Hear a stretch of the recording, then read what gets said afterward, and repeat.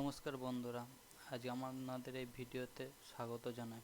আপনারা দেখতেই পাচ্ছেন আজকে টোটাল পজিশন হয়েছে ছখানা, মাত্র 173 টাকা লাভ হয়েছে।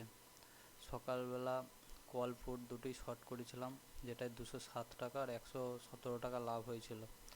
কিন্তু পজিশন হ্যাজ করার পরও লাস্টে ভেবেছিলাম আজকে হয়তো ডাউন মুভ দিতে পারে। পিসিআর যেভাবে কম ছিল, ফার্স্টে ব্যাঙ্ক নিফটির পিসিআর ছিল 1.20, সেকেন্ড থেকে মাত্র 0.70তে চলে এসেছিলো। ভেবেছিলাম ডাউন মুভ দিতে পারে, তার জন্য অপশান পুট বাই করেছিলাম, কিন্তু পুট বাই করাতে 179 টাকা লস হয়। তারপরে আবার পুট বাই করেছিলাম, সেটাতে কস্ট টু কস্ট মাত্র 32 টাকা লাভে বেরিয়ে গিয়েছিলাম, নাহলে আজকে হয়তো লসে পরিণত হয়ে যেত। চলুন অর্ডারগুলো দেখে নেওয়া যাক। আমি সকাল 9:30-এ শর্ট করেছিলাম 50 টাকায় 40 টাকা, সেটা 9:42 মাত্র 12 মিনিটেই 32 টাকা 36 টাকায় চলে এসেছিলো। তারপর 9:43-এ 164 টাকায় বাই করেছিলাম, সেটা 169 টাকায় সেল করেছি। তারপরে 100 টাকায় বাই করে 101 টাকায় সেল করেছি 12:24-এ। তারপরে 2:34-এ 50 টাকায় বাই করেছিলাম, তারপরে সেল করেছি 86 টাকায়। যাই হোক, আজকে ওভারঅল 173 টাকা লাভ হয়েছে।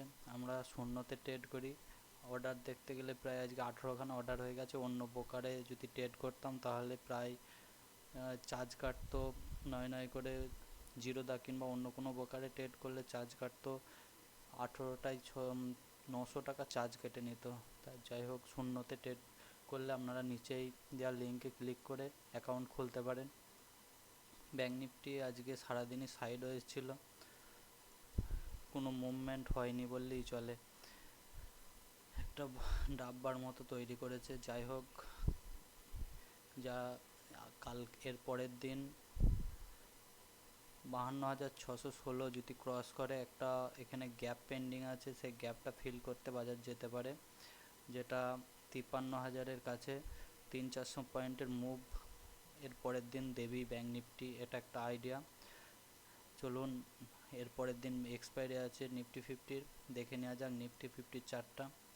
নিফটি 50-ও একই পরিস্থিতি। নিফটি 50 আজকে টপ তো হয়েছে 24,659, আর বটম হচ্ছে 24,586, মাত্র এই পয়েন্টের মধ্যে মুভ দিয়েছে। যাই হোক, কালকে যদি আপার সাইড কাটে প্রচুর পরিমাণে শর্ট পজিশন তৈরি হয়েছে। যাই হোক, এর পরের দিন যদি বাজার ফ্ল্যাট খোলে, আজকে ডেলও ব্রেক করে, তাহলে আমাদের একটা নিচে ডাউন মুভ দেখতে পারি, যেটা 24,500 আসতে পারে। তারপরে যদি আপসাইডে যায়, শর্ট কভার শুরু হয় 12টার পরে, তাহলে 24,700 পর্যন্ত আমরা দেখতে পারি। চলুন দেখে নেওয়া যাক। পুট কল রেশিও এখন চলছে 1.24, যেটা বুলিশি ওয়েলট দেখতে গেলে এফআইআইরা স্ট্রং বুলিশ, প্রোরা মিডিল বিয়ারিশ আছে, আর রিটেলাররা স্ট্রং বিয়ারিশ। তা এফআইআইরা ব্যাক এখন বাই করেই যাচ্ছে। যাই হোক, এর পরের দিন বাজার হয়তো আপসাইডে মুভ দিতে পারে। ওপেন ইন্টারেস্টগুলো দেখলে দেখা যাচ্ছে 24,600 কল শর্ট করা আছে, 24,650-এ পুট শর্ট করা আছে 50 পয়েন্টের মধ্যেই।